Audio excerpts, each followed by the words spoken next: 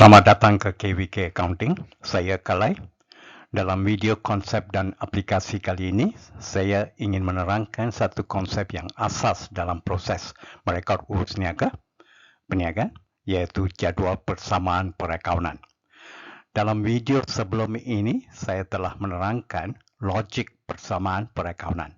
Dalam video ini pula, saya akan terangkan mengapa kita belajar jadual persamaan perakaunan, pengetahuan asas yang perlu ada untuk menyediakan jadual persamaan perakaunan, dan cara serta masalah yang mungkin dihadapi oleh pelajar semasa menyediakan jadual persamaan perakaunan. Adalah penting bagi pelajar memahami komponen-komponen ekuiti pemilik. Ini adalah kerana jadual persamaan perakaunan mungkin perlu dilakukan mengikut komponen-komponen ekuiti pemilik yang dikehendaki oleh soalan. Saya akan terangkan dengan contoh mengenai komponen-komponen ekuiti pemilik yang berlainan dalam satu daripada slide dalam video pembelajaran ini. Buat masa ini, fahamkan bahawa kita mempunyai beberapa cara untuk menunjukkan komponen-komponen ekuiti pemilik. Tujuan kita belajar jadual persamaan perakaunan. Seperti saya kata sebelum ini, jadual persamaan perakaunan adalah satu langkah asas bagi merekod urus niaga perniagaan dalam buku-buku perakaunan. Anda tahu definisi perakaunan, iaitu satu proses penyediaan maklumat kewangan dan melaporkannya kepada pengguna-pengguna maklumat kewangan tersebut. Untuk berbuat demikian, kita mesti merekod urus niaga perniagaan terdahulu. Bagaimana kita rekod? Dengan menggunakan sistem catatan bergu. Jadi, jadual persamaan perakaunan mengajar kita untuk menganalisis setiap urus niaga perniagaan dan menentukan kesan atas akaun-akaun terlibat. Kesan atas akaun-akaun terlibat ini dipadankan dengan peraturan catatan bergu mengikut klasifikasinya bagi menentukan akaun yang perlu didebitkan dan akaun yang perlu dikreditkan. Misalnya, urus niaga, pemilik memulakan perniagaan dengan modal tunai RM5,000. Melalui analisis urus niaga ini, kesannya adalah tunai akan bertambah sebanyak RM5,000 dan modal juga akan bertambah sebanyak RM5,000. Tunai adalah akaun aset dan modal adalah akaun ekuiti. Mengikut peraturan catatan bergu, jika aset bertambah, akaun aset itu perlu didebitkan. Maka akaun tunai akan didebitkan. Dan jika ekuiti bertambah, akaun ekuiti itu akan dikreditkan. Maka akaun modal ini akan dikreditkan. Sebenarnya, analisis urus niaga adalah satu proses mental. Tetapi pada peringkat awal pembelajaran, kita sediakan jadual persamaan perakaunan sebagai satu manifestasi proses mental ini. Untuk menjawab soalan jadual persamaan perakaunan secara efektif, seorang pelajar mesti mempunyai dua pengetahuan asas.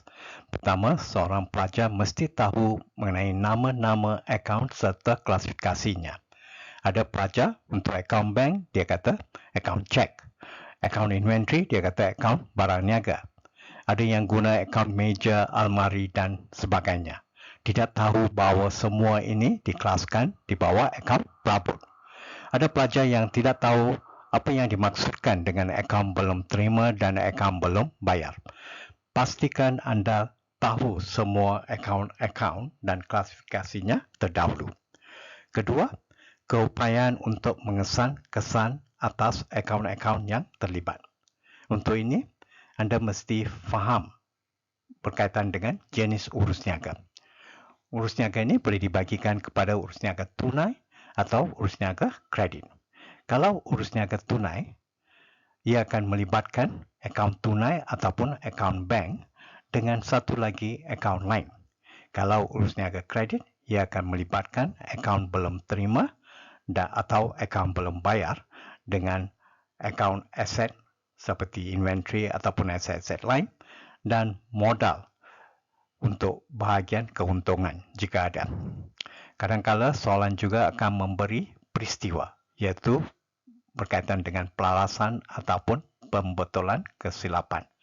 Pelajar-pelajar yang telah belajar mengenai pelarasan dan pembetulan kesilapan tahu apa yang dimaksudkan dengan peristiwa. Dan anda mesti mengambil kira peristiwa-peristiwa ini mengikut apa yang telah diberikan, yang diperlukan dalam soalan. Mari kita lihat bagaimana urus niaga perniagaan dianalisiskan bagi menentukan akaun-akaun terlibat dan kesannya. Saya telah berikan 4 contoh urus niaga di sini. Urus niaga pertama iaitu memulakan perniagaan dengan modal tunai. Urus niaga ini adalah satu urus niaga tunai. Ini berarti akaun tunai mesti terlibat. Urus niaga ini berkaitan dengan sumbangan modal dalam bentuk tunai. Maka, akaun yang terlibat adalah akaun modal dan akaun tunai. Modal yang disumbangkan dalam perniagaan bertambah dan oleh kerana ia adalah dalam bentuk tunai, tunai dalam perniagaan pun akan bertambah. Urus niaga kedua menunjukkan tunai dalam perniagaan dikeluarkan dan dimasukkan ke dalam akaun bank perniagaan. Akaun terlibat adalah akaun bank dan akaun tunai. Tunai akan berkurang dan bank akan bertambah. Urus niaga ketiga pula adalah belian meja pejabat secara cek. Meja pejabat akan dikelaskan di bawah perabot. Jadi, akaun terlibat adalah akaun perabot dan akaun bank. Perabot dalam perniagaan bertambah dan wang dalam akaun bank akan berkurang.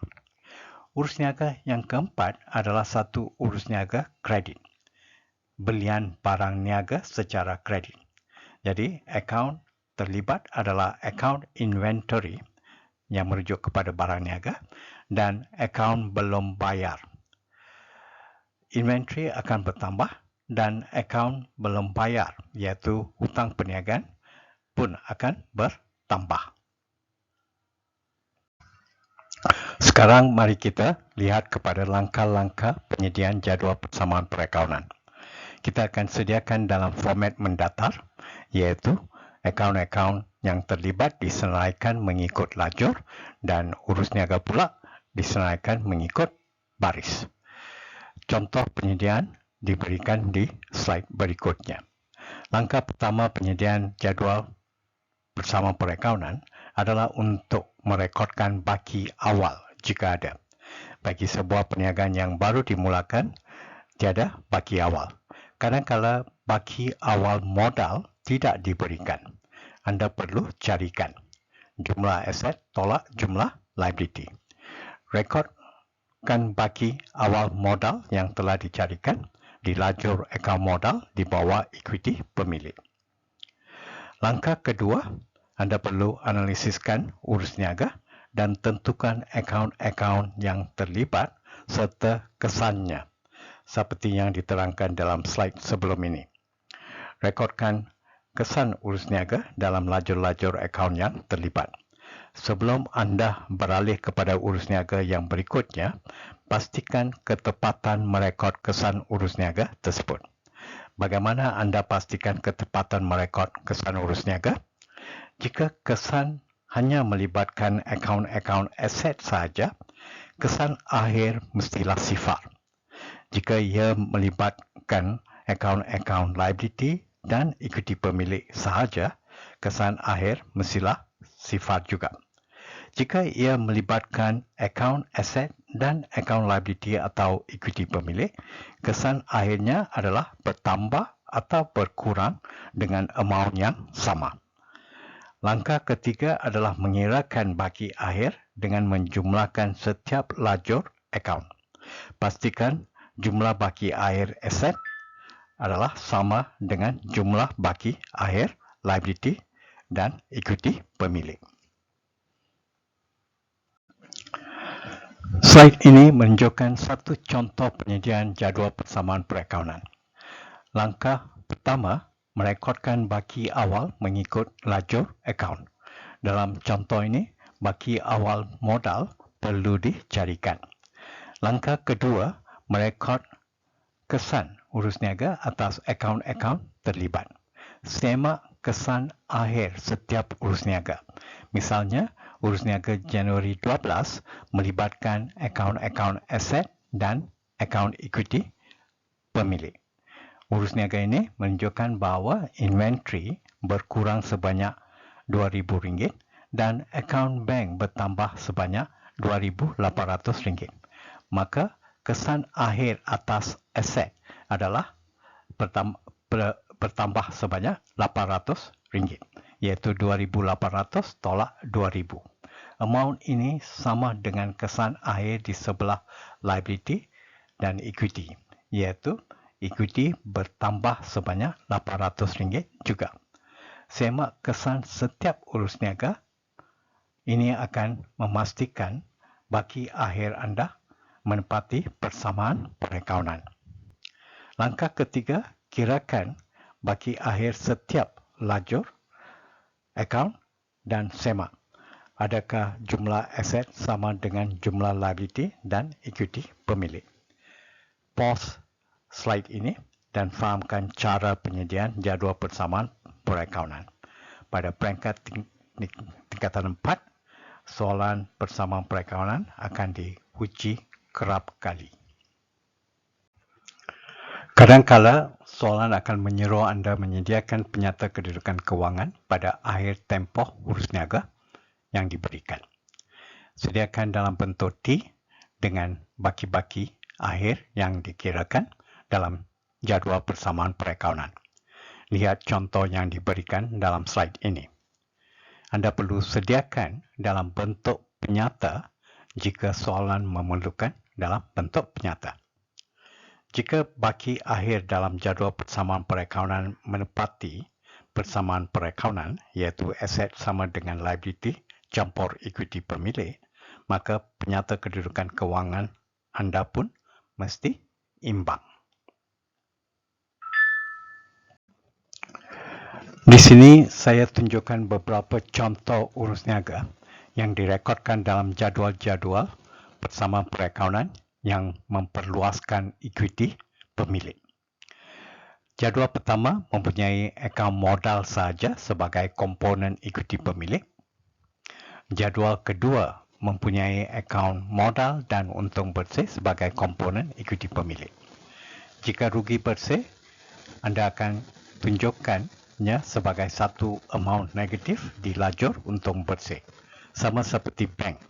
Jika bank overdraft, anda akan tunjukkannya sebagai satu amount negatif di lajur akaun bank yang dinyatakan di bawah kategori aset. Pause slide ini dan fahamkan bagaimana kesan urus niaga ditunjukkan mengikut komponen-komponen equity pemilik. Slide ini adalah sambungan daripada slide yang diberikan sebelum ini. Jadual ketiga menunjukkan komponen modal dan komponen untung bersih yang dibagikan kepada hasil dan belanja. Jadual keempat pula menunjukkan komponen modal, untung bersih dan ambilan. Pause slide ini dan fahamkan kesan-kesan urus niaga atas komponen-komponen equity pemilik. Dalam slide ini saya telah berikan beberapa urus niaga yang menjadi masalah kepada pelajar bagi menentukan kesan atas akaun-akaun terlibat dengan betul. Lihat urus niaga yang pertama. 25% daripada inventory dijual pada harga RM3,000 secara kredit. Untuk menentukan kesan bagi urus niaga ini, anda perlukan mengira baki inventory sehingga tarikh urus niaga ini terdahulu. Dalam contoh ini, inventory diberikan adalah RM10,000, maka 25% daripada RM10,000 adalah RM2,500. Ini berarti inventory sebanyak RM2,500 telah dijual pada harga RM3,000 secara kredit. Akaun terlibat adalah akaun inventory, akaun belum terima kerana dijual secara kredit, dan akaun untung bersih kerana ada keuntungan daripada aktiviti jualan ini. Inventory akan berkurang sebanyak 2,500, akaun belum terima akan bertambah sebanyak 3,000 dan untung bersih bertambah sebanyak 500. Semak kesan akhir, aset bertambah sebanyak 500 iaitu 3,000 tolak 2,500 dan ekuiti pemilik pun bertambah dengan amount yang sama. Pause slide ini dan fahamkan kesan setiap urus niaga yang diberikan di sini. Ini akan membantu anda menjawab soalan jadual bersama perakaunan dengan baik. Dalam slide ini saya telah sediakan jadual persamaan perakaunan dalam bentuk menegak. Bolehkah saya berbuat demikian? Saya perlu ingatkan anda bahawa jadual persamaan perakaunan merupakan satu manifestasi proses mental bagi membantu anda menentukan akaun manakah yang perlu didebitkan dan akaun manakah yang perlu dikreditkan. Ia bukanlah satu laporan yang dikendaki oleh piawaian perakaunan atau pihak pengurusan. Apa yang saya ingin tegaskan di sini adalah format mestilah dibentuk mengikut keperluan. Dalam kes ini, anda diajar dan soalan peperiksaan memerlukan format mendatar, jadi jadual bersama perakaunan pun disediakan dalam format mendatar. Tujuan pembelajaran adalah untuk melatih minda anda untuk berfikir. Kita tidak boleh terkongkong dengan satu cara sahaja apabila cara-cara lain boleh wujud. Anda perlu nilai setiap cara mengikut manfaatnya berdasarkan kepada situasi yang dihadapi. Saya telah berikan banyak latihan jadual persamaan perakaunan termasuk format menegak dalam modul klasifikasi akaun di laman web saya, KVK Accounting. Buat latihan dan kukuhkan fahaman anda.